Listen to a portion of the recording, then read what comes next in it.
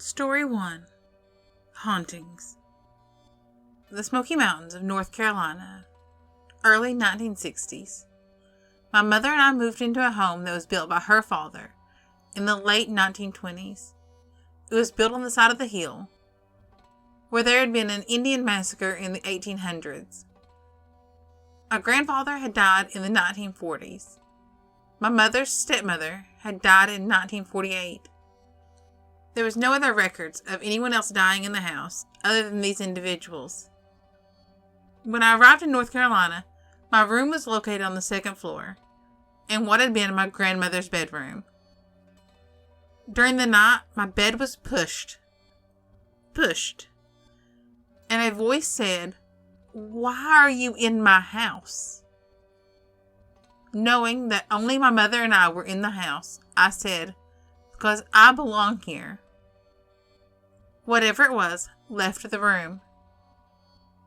After getting settled into the local school, a group of us decided to have a quilting bee every Friday. One Friday night, the weather got bad, and the other girls just stayed over. My mother was out of the house that evening, and had called to say the roads were too bad, and that she was just going to stay in Asheville. All of us were having some coffee after dinner, when all of a sudden, we heard footsteps coming down the stairs. I went to the staircase, turned on the light, and there was no one there. I went upstairs and looked through all of the rooms. No one was there, and nothing was out of place. I went back downstairs. Our conversations continued. But this time I left the living room door open, so I could observe the staircase. Well, while we were all talking, again, we heard footsteps coming down the steps, and a female voice that said, "Molly, it's time for bed." I got up and looked up the staircase, and there was no one there. But the hallway and the staircase were cold. I looked at the clock, and it was 11:50 p.m., my normal bedtime. This was, needless to say, unsettling, since rumors about the house were all about hauntings. Well, brave hearts that we were, we decided to have a seance. We used a breadboard and commenced tapping out yes or no answers. But when we asked if the house was haunted, the breadboard lifted up and came down hard. 2 paintings fell off the wall, and the hallway light went out. All of us left the house, and we slept in our cars. My mom came in the next morning, finding us in our cars, and inquired as to why. We told her, and she smiled and said, "Oh, nothing can hurt you. You should have just gone to bed." The house was built in a way that if all the windows were open, the house was constant cool, as it caught a lot of breeze. And on this day in mid-August, we had all the windows open. I was outside mopping the porch when my dog came running outside, yelping, and the smell of fear was beyond comprehension. I immediately thought, mouse. I picked up a broom and went upstairs. At the top of the stairs, the hallway went around the staircase, and every room opened off the hallway. At the rear of the staircase were windows and my desk. The windows were closed. I reached the top of the stairs, and it was ice cold. I immediately thought, oh, it's way too hot for it to be this cold. I turned around and saw a shadow of a man literally moving papers on my desk. The shadow set one paper aside, and I said, "Hello, what can I help you with?" The shadow turned and looked at me, pointed to the paper, and then disappeared. The hallway instantly became hot. I felt that the paper must be very important, so I went to the desk. The shadow had been pointing at a letter from my father, telling me that he didn't approve of my marriage, and that he didn't think it would last a year. That night, my husband was awakened by something shaking his side of the bed and a man's voice saying, "Get out of this house. You are not wanted here." This went on nightly for weeks, and finally my husband moved out and moved in with his mother. And within a year, we divorced. Story 2. My family's experience. Oh, I don't even really know where to begin. In the late 70s, my family moved into this house. My mother said that the first strange thing she remembers was having some friends over late one evening, and there was a loud, steady, knocking noise that lasted about 5 seconds. It came from one of the upstairs rooms, which was my parents' bedroom. She said that she looked at my dad, who also heard it, and she just hoped that no one would ask what it was because she had no idea. Over the years, many unexplained things have happened. My mom would feel someone lay their hand firmly on her shoulder when she was doing dishes. This happened on a regular basis. She would feel something touching her leg at night while laying in bed. She would often see something out of the corner of her eye while in the living room, like someone was standing in the hallway. They also had a lot of electrical problems. There was this place in the hallway where there was always a congregation of flies. They would fly in a tornado-like pattern. We just could not get rid of them. My mom was in the kitchen one day with a friend when a glass coffee cup sitting on the counter just shattered, all by itself. Nothing in it, no one near it, just shattered, exploded. I remember as a kid being in the basement with Mom doing laundry. My mom went upstairs real quick, and I stayed down there by myself. When I decided to venture upstairs, I saw a shadow of what looked like an old woman rocking in a rocking chair back and forth. I was crying so bad for my mom to come and get me. I was so scared. I remember looking away from it, and when I looked back, I'd hoped it would be gone, but it wasn't. It was just her, whatever she was, rocking back and forth. I'll never forget that image. Late at night, if we were up, and there was always somebody up late in our house, you could hear what sounded like a shovel scraping across the concrete. You could hear this more distinctly if you were in the living room.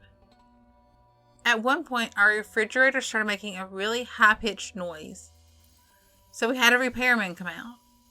He couldn't find anything wrong with the fridge. At one point, he unplugged it, and the high-pitched noise was still there.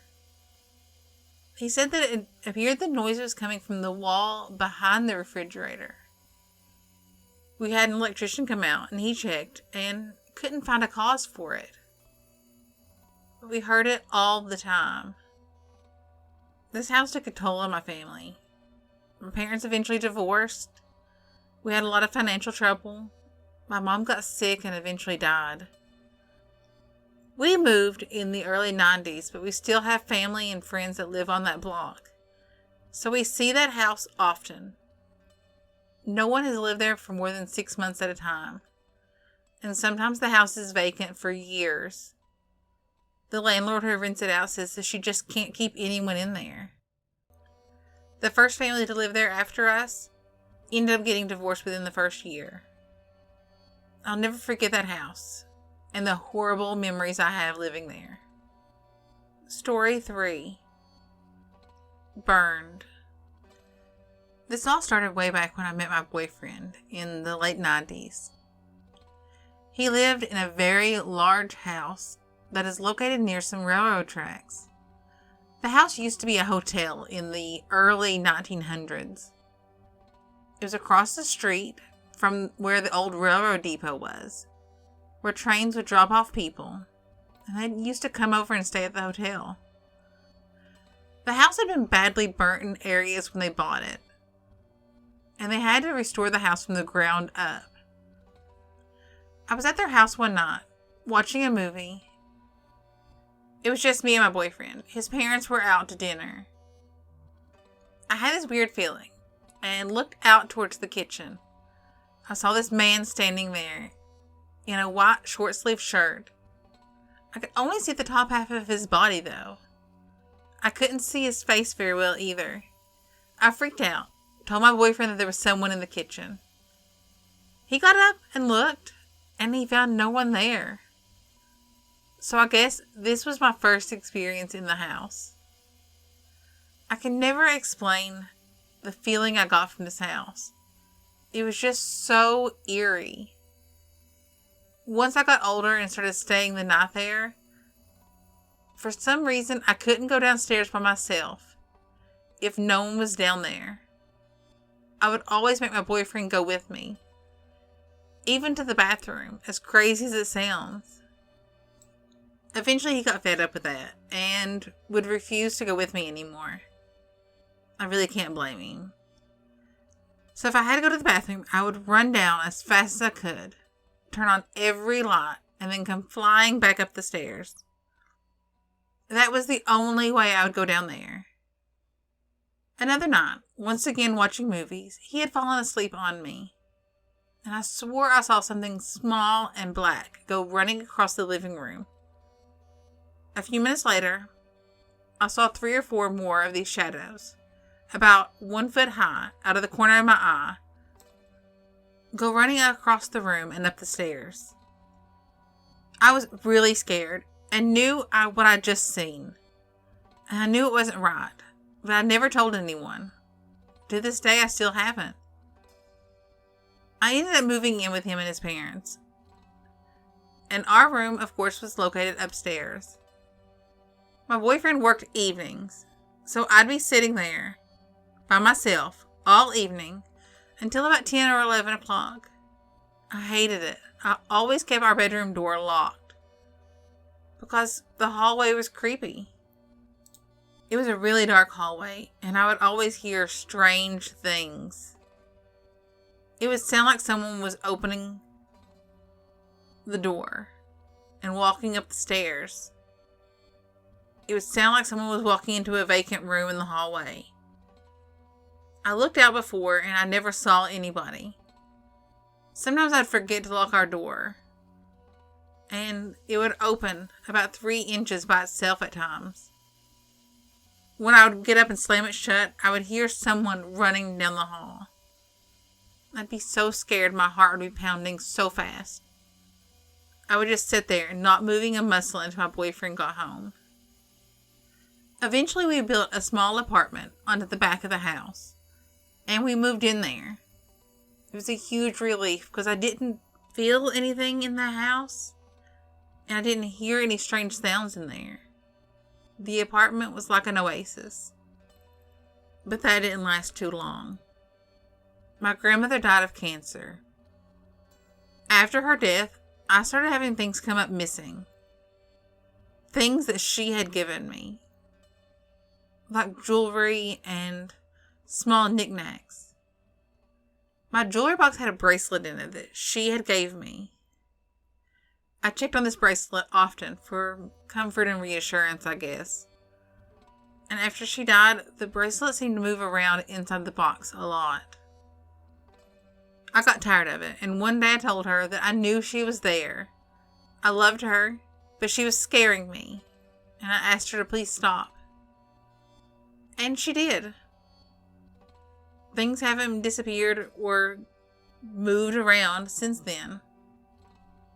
But weird things still happen. My animals are very weird up at the hallway that leads to a door that connects into my boyfriend's parents' house. Occasionally, I'll see a shadow dart by. And I'm always waking up with scratches and bruises. It's just a really weird place. Thanks for listening.